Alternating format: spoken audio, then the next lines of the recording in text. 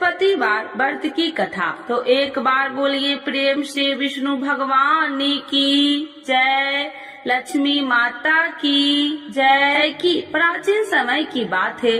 भारत वर्ष में एक राजा राज्य करता था। वह बड़ा प्रतापी और दानी था। वह नित्य गरीबों और ब्राह्मणों की सेवा सहायता करता था। वह प्रतिदिन मंदिर में भगवान दर्शन करने जाता था, लेकिन यह उसकी रानी को अच्छा न लगता। न वह व्रत करती और न ही किसी को एक पैसा दान में देती। राजा को भी ऐसा करने से मना किया करती। एक समय की बात है कि राजा शिकार खेलने वन को चले गए। घर पर रानी और दासी थी। उस समय गुरु बृहस्पति साधु का रूप धारण कर राजा के दरवाजे पर भिक्षा मांगने आए। साधु ने रानी से भिक्षा मांगी तो वह कहने लगी, हे साधु महाराज, मैं इस दान और पुण्य से तंग आ गई हूँ। आप कोई ऐसा उपाय बताए जिससे यह सारा धन नष्ट हो जाए और मैं आराम से रह सकूं। साधु रूपी बृहस्पति देव ने कहा, हे देवी, तुम बड़ी विचित्र हो। संतान और धन से भी कोई दुखी होता है। अगर तुम्हारे पास अधिक धन है तो इसे शुभ कार्यों में लगाओ, जिससे तुम्हारे दोनों लोक सुधरे। परंतु साधु की इन बातों से रानी खुश नहीं हुई। उसने कहा कि मुझे ऐसे धन की आवश्यकता नहीं जिसे मैं दान में दूं तथा जिसको संभालने में ही मेरा सारा समय नष्ट हो जाए। साधु ने कहा, यदि तुम्हारी ऐसी इच्छा है तो जैसे मैं तुम्हें बताता हूँ तुम वैसे ही करना। बृहस्पतिवार के दिन तुम घर को गोबर से लिपना, अपने केसे को पीली मिट्टी से धोना, केसे को धोते समय स्नान करना, राजा से हजामत बनाने को कहना, भोजन में मांस मदिरा खाना, कपड़ा धोबी के यहाँ धुलने डालना। इस प्रकार 7 बृहस्पतिवार करने से तुम्हारा समस्त धन नष्ट हो जाएगा। इतना कहकर साधु बने बृहस्पति देव अंतर ध्यान हो गए। साधु के कहे अनुसार करते हुए रानी को केवल 3 बृहस्पतिवार ही बीते थे कि उसकी समस्त धन संपत्ति नष्ट हो गई। भोजन के लिए परिवार तरसने लगा। एक दिन राजा रानी से बोला, हे रानी, तुम यहीं रहो, मैं दूसरे देश को जाता हूँ, क्योंकि यहाँ पर मुझे सभी जानते हैं, इसीलिए मैं कोई छोटा कार्य नहीं कर सकता। ऐसा कहकर राजा परदेश चला गया। वहाँ वह जंगल से लकड़ियाँ काट कर लाता और शहर में बेचता। इस तरह वह अपना जीवन व्यतीत करने लगा। इधर राजा के बिना रानी और दासी दुखी रहने लगी। एक समय जब रानी और दासियों को 7 दिन बिना भोजन के रहना पड़ा तो रानी ने अपनी दासी से कहा, हे दासी, पास ही के नगर में मेरी बहन रहती है, वह बड़ी धनवान है, तू उसके पास जा और कुछ ले आ ताकि थोड़ा बहुत गुजर बसर हो जाए। दासी रानी की बहन के पास गई। उस दिन बृहस्पतिवार था। रानी की बहन उस समय बृहस्पतिवार की कथा सुन रही थी। दासी ने रानी की बहन को अपनी रानी का संदेश दिया, लेकिन रानी की बहन ने कोई उत्तर नहीं दिया। जब दासी को रानी की बहन से कोई उत्तर नहीं मिला तो वह बहुत दुखी हुई। उसे क्रोध भी आया। दासी ने वापस आकर रानी को सारी बात बता दी। सुनकर रानी ने अपने भाग्य को कोसा। उधर रानी की बहन ने सोचा कि मेरी बहन की दासी आई थी, परंतु मैं उससे नहीं बोली, इससे वह बहुत दुखी हुई होगी। कथा सुनकर और पूजन समाप्त कर वह अपनी बहन के घर गई और कहने लगी, हे बहन, मैं बृहस्पतिवार का व्रत कर रही थी, तुम्हारी दासी गई, परंतु जब तक कथा होती है तब तक न उठते हैं और न ही बोलते हैं, इसीलिए मैं नहीं बोली। कहो दासी क्यों गई थी? रानी बोली, बहन, हमारे घर अनाज नहीं था। ऐसा कहते कहते रानी की आंखें भर आई। उसने दासियों समेत भूखा रहने की बात भी अपनी बहन को बता दी। रानी की बहन बोली, बहन देखो, बृहस्पति देव भगवान सबकी मनोकामना पूर्ण करते हैं। देखो शायद तुम्हारे घर में अनाज रखा हो। यह सुनकर दासी घर के अंदर गई तो वहाँ उसे एक घड़ा अनाज का भरा मिल गया। उसे बड़ी हैरानी हुई क्योंकि उसे एक बर्तन देख लिया था। उसने बाहर आकर रानी को बताया। दासी रानी से कहने लगी, हे रानी, जब हमको भोजन नहीं मिलता तो हम व्रत ही तो करते थे, इसीलिए क्यों न इनसे व्रत और कथा की विधि पूछ ली जाए, हम भी व्रत किया करेंगे। दासी के कहने पर रानी ने अपनी बहन से बृहस्पतिवार व्रत के बारे में पूछा। उसकी बहन ने बताया, बृहस्पतिवार के व्रत में चने की दाल और मुनक्का से विष्णु भगवान का केले की जड़ में पूजन करे तथा दीपक जलाए, पीला भोजन करे तथा कथा सुने। इससे गुरु भगवान प्रसन्न होते हैं, मनोकामना पूर्ण करते हैं। व्रत और पूजन की विधि बताकर रानी की बहन अपने घर लौट आई। रानी और दासी दोनों में निश्चय किया कि बृहस्पति देव भगवान का पूजन जरूर करेंगे। 7 रोज बाद जब बृहस्पतिवार आया तो उन्होंने व्रत रखा। घुड़सार में जाकर चना और गुड़ बिन लाई तथा उसकी दाल से केले की जड़ तथा विष्णु भगवान का पूजन किया। अब पीला भोजन कहाँ से लाए? दोनों बड़ी दुखी हुई, परंतु उन्होंने व्रत किया था, इसीलिए बृहस्पति देव भगवान प्रसन्न थे। एक साधारण व्यक्ति के रूप में वे दोनों थालों में सुंदर पीला भोजन लेकर आए और दासी को देकर बोली, हे दासी, यह भोजन तुम्हारे लिए और तुम्हारी रानी के लिए है, इसे तुम दोनों ग्रहण करना। दासी भोजन पाकर बहुत प्रसन्न हुई। उसने रानी को सारी बात बताई। उसके बाद से वे प्रत्येक बृहस्पतिवार को गुरु भगवान का व्रत और पूजन करने लगी। बृहस्पति भगवान की कृपा से उनके पास धन हो गया, परंतु रानी फिर पहले की तरह आलस करने लगी। तब दासी बोली, देखो रानी, तुम पहले भी इसी प्रकार आलस करती थी, तुम्हें धन रखने में कष्ट होता था, इस कारण सभी धन नष्ट हो गया। अब गुरु भगवान की कृपा से धन मिला है तो फिर तुम्हें आलस होता है। बड़ी मुसीबतों के बाद हमने ये धन पाया है, इसीलिए हमें दान पुण्य करना चाहिए। अब तुम भूखे मनुष्य को भोजन कराओ, प्याव लगवाओ, ब्राह्मणों को दान दो, कुआं, तालाब, बावड़ी आदि का निर्माण कराओ, मंदिर, पाठशाला बनाकर ज्ञान दो, कुमारी कन्याओं का विवाह करवाओ, अर्थात धन को शुभ कार्यों में खर्च करो, जिससे तुम्हारे कुल का यश बढ़ेगा तथा स्वर्ग की प्राप्ति हो और पितृ प्रसन्न हो। दासी की बात मानकर रानी शुभ कर्म में करने लगी, उसका यश फैलने लगा। एक दिन रानी और दासी आपस में विचार करने लगी कि जाने राजा किस दशा में होंगे, उनकी कोई खोज खबर भी नहीं है।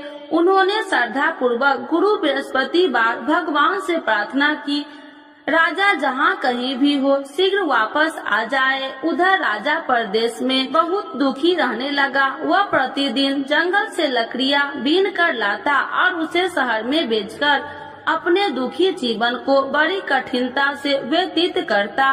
एक दिन दुखी हो अपनी पुरानी बातों को याद करके वह रोने लगा और उदास हो गया।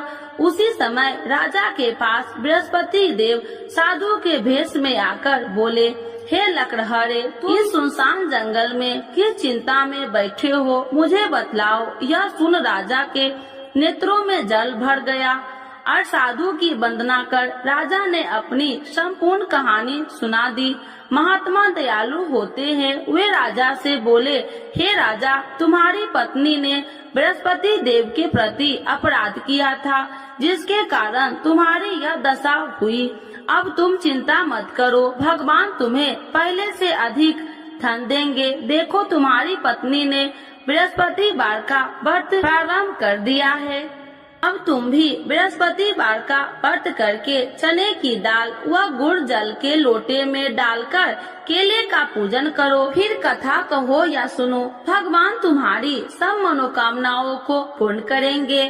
साधु की बात सुनकर राजा बोले, हे प्रभु, लकड़ी बेचकर तो इतना पैसा भई नहीं बचता जिससे भोजन के उपरांत कुछ बचा सकूं। मैंने रात्रि में अपनी रानी को व्याकुल देखा है। मेरे पास कोई साधन नहीं जिससे उसका समाचार जान सकूं। फिर मैं कौन सी कहानी कहूँ, यह भी मुझको मालूम नहीं। साधु ने कहा, हे राजा, मन में बृहस्पति भगवान के पूजन व्रत का निश्चय करो, वे स्वयं तुम्हारे लिए कोई राह बना देंगे। बृहस्पतिवार के दिन तुम रोजाना की तरह लकड़ियाँ लेकर शहर में जाना। तुम्हें रोज से 2 गुना धन मिलेगा, जिससे तुम भली भांति भोजन कर लोगे तथा बृहस्पति देव की पूजा का सामान भी आ जाएगा। धीरे धीरे समय व्यतीत होने पर फिर बृहस्पतिवार का दिन आया। राजा जंगल से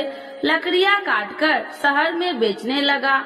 उसे उस दिन और 2 दिनों से अधिक धन मिला। राजा ने चना गुड़ आदि लाकर बृहस्पतिवार का व्रत किया। उस दिन से उसके सभी कलेश दूर हुए। परंतु जब अगले गुरुवार का दिन आया तो वह बृहस्पतिवार का व्रत करना भूल गया। इस कारण बृहस्पति भगवान नाराज हो गए।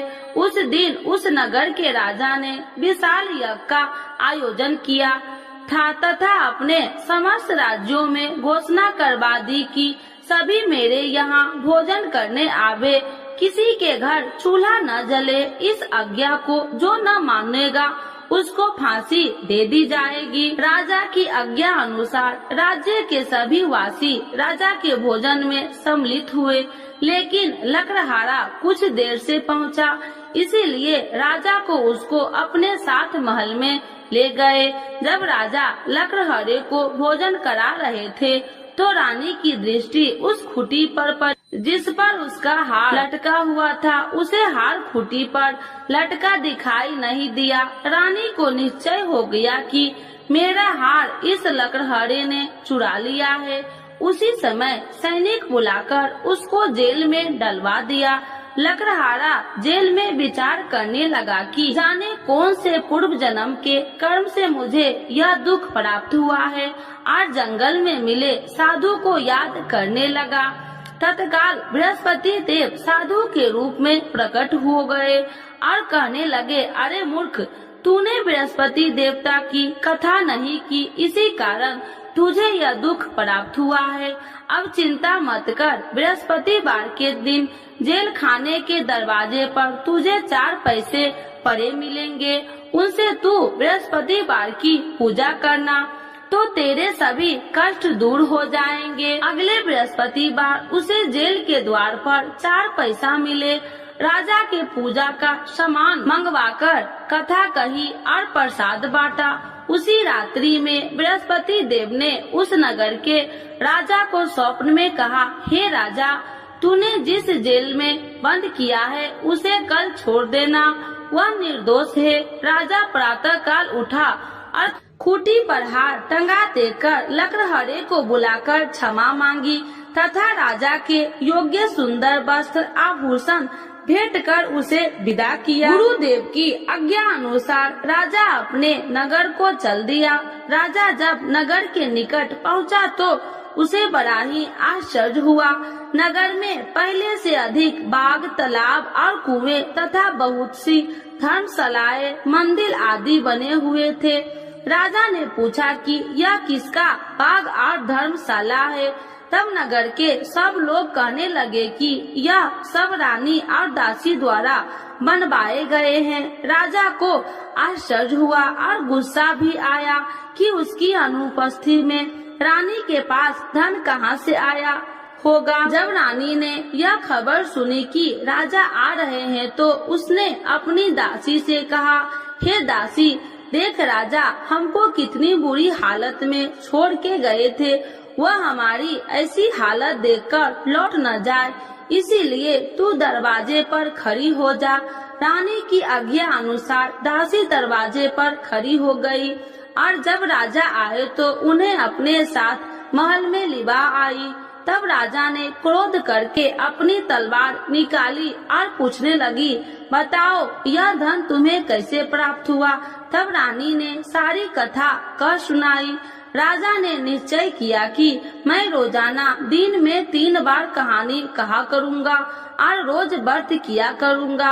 अब हर समय राजा के दुपट्टे में चने की दाल बंधी रहती तथा दिन में 3 बार कथा कहता। एक रोज राजा ने विचार किया कि चलो अपनी बहन के यहाँ हो आऊं।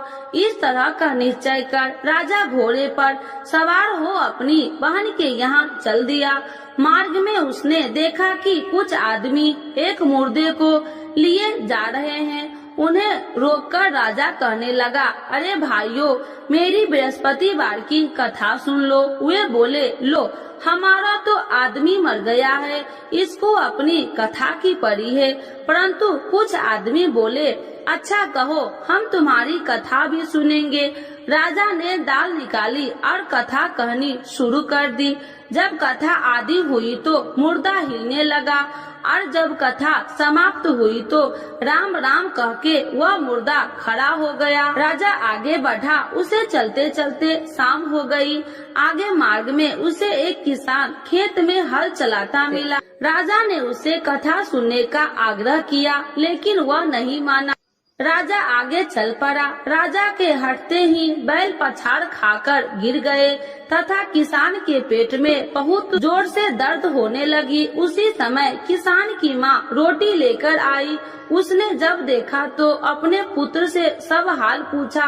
बेटे ने सभी हाल बता दिया। बुढ़िया दौड़ी दौड़ी उस घुड़सवार के पास पहुँची और उसने बोली, मैं तेरी कथा सुनूंगी, तू अपनी कथा मेरे खेत पर ही चलकर कहना। राजा ने लौटकर बुढ़िया के खेत पर जाकर कथा कही, जिसके सुनते ही बैल खड़े हो गए तथा किसान के पेट का दर्द भी बंद हो गया। राजा अपनी बहन के घर पहुंच गया। बहन ने भाई को खूब मेहमानबाजी की।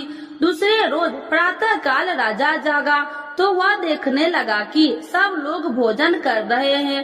राजा ने अपनी बहन से जब पूछा, ऐसा कोई मनुष्य नहीं है जिसने भोजन नहीं किया हो, जो मेरी बृहस्पतिवार की कथा सुन ले। बहन बोली, हे भैया, यह देश ऐसा ही है। यहाँ लोग पहले भोजन करते हैं, बाद में कोई अन्य काम करते हैं। फिर वह एक कुम्हार के घर गई, जिसका लड़का बीमार था। उसे मालूम हुआ कि उसके यहाँ 3 दिन से किसी ने भोजन नहीं किया है। रानी ने अपने भाई की कथा सुनने के लिए कुम्हार से कहा। वह तैयार हो गया। राजा ने जाकर बृहस्पतिवार की कथा कही, जिसको सुनकर उसका लड़का ठीक हो गया। अब तो राजा को प्रशंसा होने लगी। एक दिन राजा ने अपनी बहन से कहा, हे बहन, अब मैं अपने घर जाऊंगा, तुम भी तैयार हो जाओ। राजा की बहन ने अपनी सास से अपने भाई के साथ जाने की आज्ञा मांगी। सास बोली, हाँ चली जा, मगर अपने लड़कों को मत ले जाना, क्योंकि तेरे भाई के कोई संतान नहीं है। बहन ने अपने भाई से कहा, हे भैया, मैं तो चलूंगी, मगर कोई बालक नहीं चलेगा। अपनी बहन को भी छोड़कर दुखी मन से राजा अपने नगर को लौट आया। राजा ने अपनी रानी से सारी कथा बताई और बिना भोजन किए वह सैया पर लेट गया। रानी बोली, हे प्रभु, बृहस्पति देव ने हमें सब कुछ दिए हैं, वे हमें संतान अवश्य देंगे। उसी रात बृहस्पति देव ने राजा को स्वप्न में कहा, हे राजा, उठ, सभी सोच त्याग दे, तेरी रानी गर्भवती है। राजा को यह जानकर बड़ी खुशी हुई। 9वें महीने में रानी के गर्भ से एक सुंदर पुत्र पैदा हुआ। तब राजा बोला, हे रानी, स्त्री बिना भोजन के रह सकती है, परंतु बिना कहे नहीं रह सकती। जब मेरी बहन आए तो तुम मुझसे कुछ मत कहना। रानी ने हाँ कर दी। जब राजा की बहन ने यह शुभ समाचार सुना तो वह बहुत खुशी हुई तथा बधाई लेकर अपने भाई के यहाँ आई। रानी ने तब उसे आने का उलाहना दिया। जब भाई अपने साथ ला रहे थे तो तब टाल गई, उनके साथ न आई और आज अपने आप भागी भागी बिना बुलाए आ गई।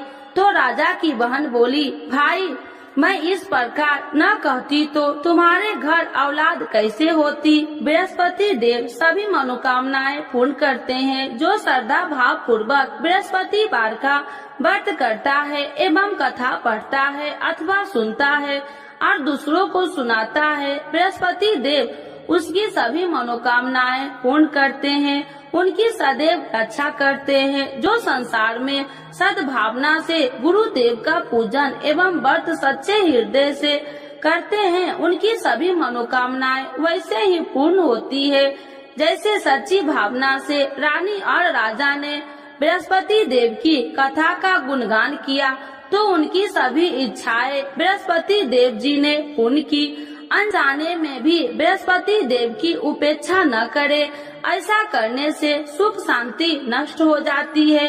इसीलिए सबको कथा सुनने के बाद प्रसाद लेकर जाना चाहिए। हृदय से उनका नमन करते हुए जयकारा बोलना चाहिए। तो एक बार बोलिए प्रेम से, बृहस्पति भगवान की जय, विष्णु भगवान की जय, लक्ष्मी माता की जय। आरती श्री बृहस्पति देव की। ओम जय बृहस्पति देवा, स्वामी जय बृहस्पति देवा, छीने छीने भोग लगाऊं, छीने छीने भोग लगाऊं, कदली फल में बा।